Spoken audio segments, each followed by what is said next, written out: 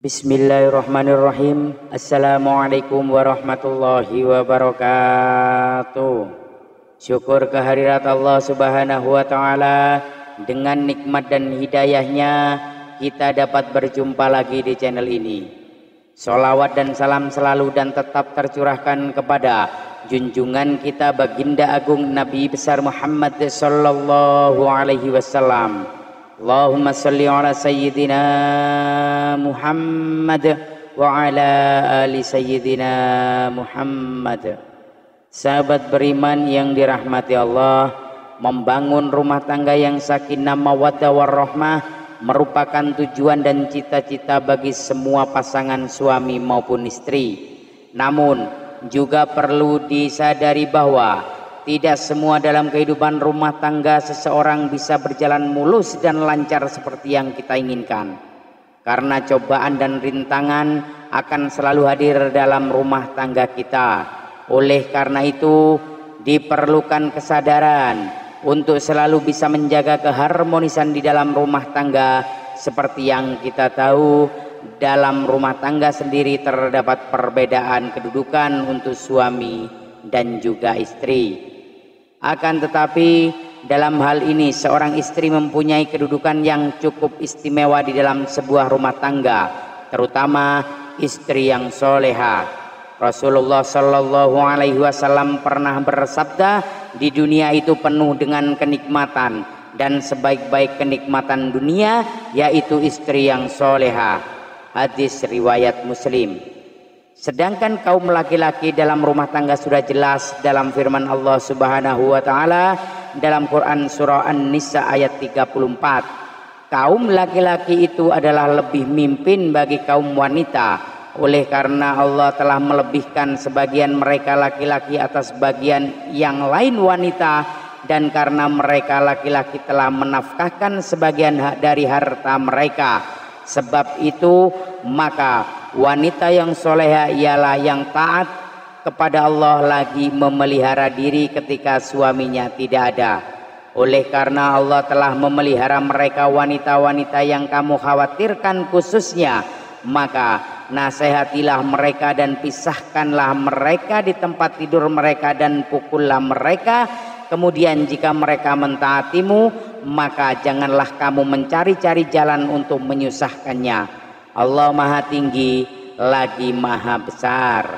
Sahabat beriman yang dirahmati Allah, dalam ayat tersebut sudah jelas dikatakan bahwasannya laki-laki merupakan pemimpin dalam setiap rumah tangga. Akan tetapi tanpa kita sadari dalam kehidupan keluarga, tak jarang para suami melakukan tindakan yang menyimpang dari ketentuan Allah Subhanahu wa ta'ala dan telah melanggar hak-hak istrinya.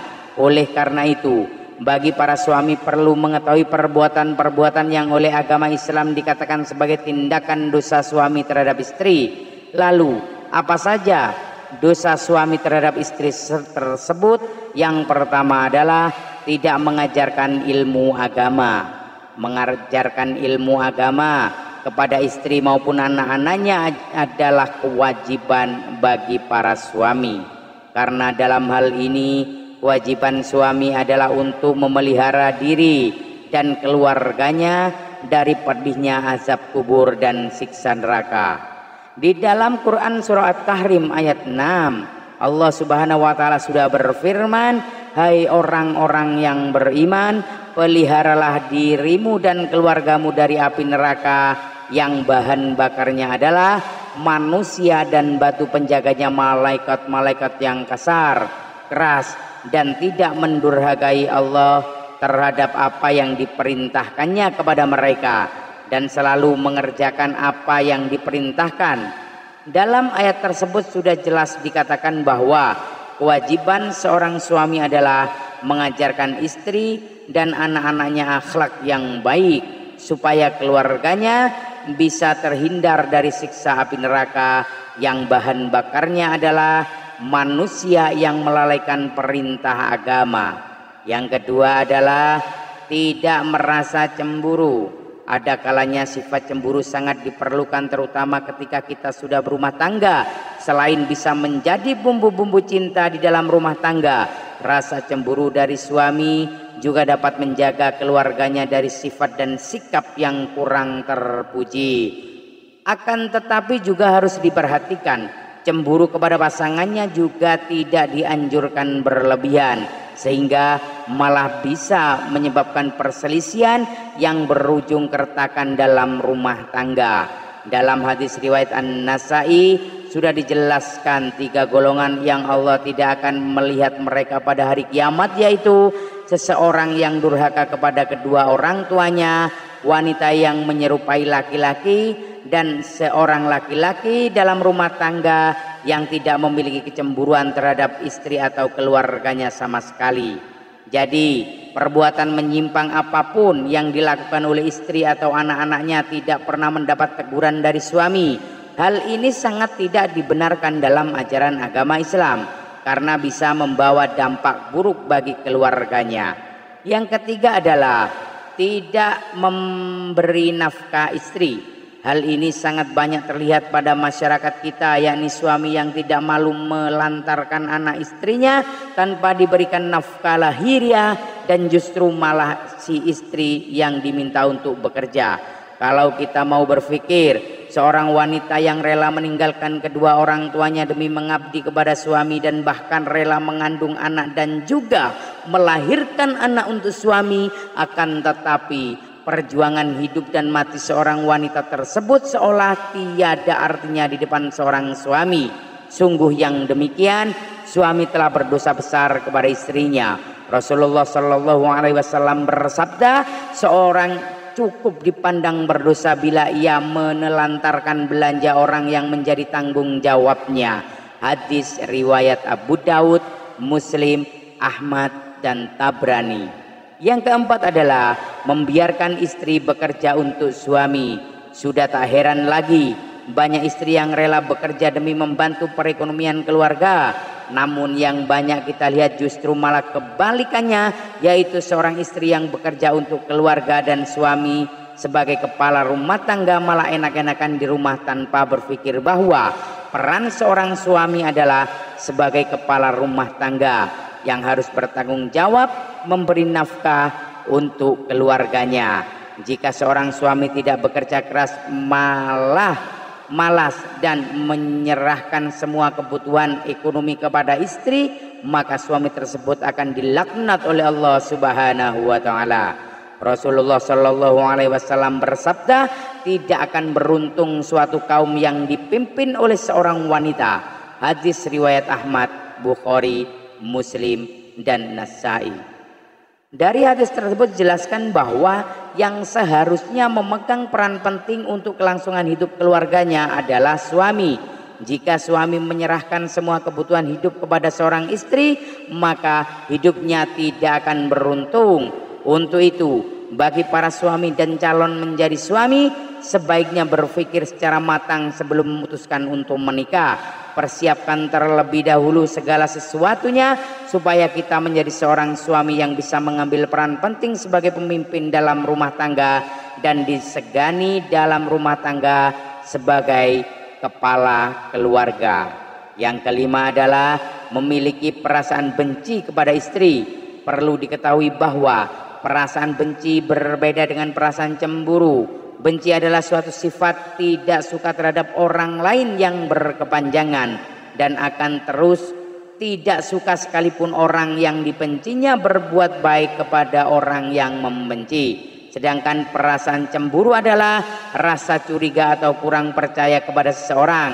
Termasuk juga dalam hal ini adalah istri sendiri. Akan tetapi rasa cemburu akan hilang manakala tidak ada bukti yang membenarkan atas suatu tindakan atau yang dicurigai atau setelah mendapatkan kejelasan dari suatu permasalahan. Rasulullah Shallallahu Alaihi Wasallam bersabda, janganlah seorang suami yang beriman membenci istrinya yang beriman. Jika dia tidak menyukai satu akhlak darinya, dia pasti meridhoi akhlak lain darinya. Hadis riwayat Muslim. Jadi sudah sangat jelas bahwasannya kita dilarang untuk membenci istri sendiri, karena tidak semua sifat dan sikap yang ada pada istri selalu buruk, akan tetapi di balik keburukan istri atau sikap tersebut ada satu atau beberapa sifat dan sikap yang baik. Yang keenam adalah tidak mau membantu dalam pekerjaan rumah. Tidak sedikit suami yang malas membantu pekerjaan rumah keluarganya. Para suami biasanya merasa kalau sudah memberi nafkah lahiriah, tugas suami sudah selesai. Padahal kita tahu tugas seorang istri sangatlah berat. Misalkan posisinya dibalik, mungkin para suami tidak akan mampu mengambil peran dari tugas seorang istri. Untuk itu disarankan bagi para suami, meskipun sebagai kepala rumah tangga dan sekaligus pemimpin dalam rumah tangga, hendaknya membantu meringankan pekerjaan rumah tangga dari seorang istri. Bahkan seorang Rasulullah SAW telah mencontohkan untuk membantu istri dalam setiap persoalan rumah tangganya, dan ini merupakan sabda Rasulullah yang ditulis oleh Imam Bukhari. Beliau Rasulullah membantu pekerjaan istrinya, dan jika datang waktu sholat maka beliau pun keluar untuk sholat. Hadis riwayat Bukhari. Yang ketujuh adalah menyebarluaskan aib istri.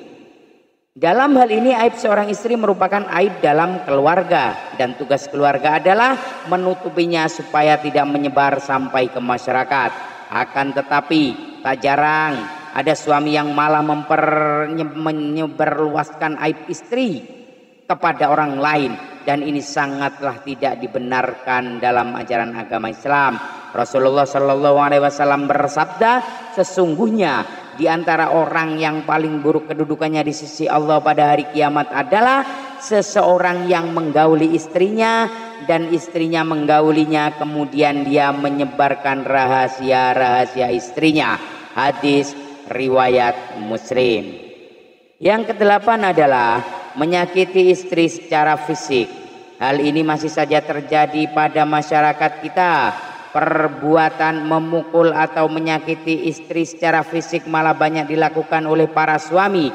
Biasanya terjadi karena ketidaksadaran diri dari seorang suami, karena masalah keuangan dalam rumah tangga, tekanan dari suatu pekerjaan, dan lain sebagainya. Menyakiti istri secara fisik merupakan dosa yang sangat besar dalam pandangan Islam. Wanita merupakan kaum yang harus dilindungi karena kelemahannya. Rasulullah SAW bersabda, hendaknya engkau memberinya makan jika engkau makan, memberinya pakaian jika engkau berpakaian, tidak memukul wajah, tidak menjelek-jelekannya. Hadis riwayat Ibnu Majah. Yang kesembilan adalah meremehkan kedudukan istri. Yang dimaksud meremehkan kedudukan istri adalah para suami yang mentang-mentang sudah memberikan nafkah lahiriah, kemudian meremehkan posisi istri yang mungkin saja tidak bekerja karena harus mengurus rumah tangga. Dalam hal ini masih terlihat di masyarakat kita. Sampai sekarang saya berharap untuk para suami dan calon menjadi suami supaya tidak meremehkan kedudukan seorang istri dalam rumah tangga, karena kita semua tahu bahwa kedudukan istri ibarat tiang dalam sebuah bangunan. Untuk itu saran khususnya bagi para suami, mulai sekarang bantulah seorang istri dalam rumah tangga. Insya Allah apabila dalam keluarga saling membantu, saling menutupi aib keluarganya, saling menghargai satu sama lainnya, maka keluarganya akan menjadi keluarga yang sakinah mawaddah warahmah dan berkah. Amin amin ya rabbal alamin. Sahabat beriman yang dirahmati Allah, itulah 9 dosa suami terhadap istri yang biasanya dilakukan dengan sadar ataupun tidak sadar, dan mungkin masih banyak dosa suami terhadap istri yang lain. Akan tetapi saya ambil yang sering terjadi pada masyarakat kita. Awali kehidupan rumah tangga dengan kebaikan, insya Allah akan menuai kebaikan pula dalam rumah tangga tersebut. Wallahu a'lam bishawab. Demikian yang dapat saya bagikan, semoga bermanfaat untuk kita semuanya. Mohon maaf atas segala kekurangan. Usikum wa nafsi bitaqwallah. Assalamualaikum warahmatullahi wabarakatuh.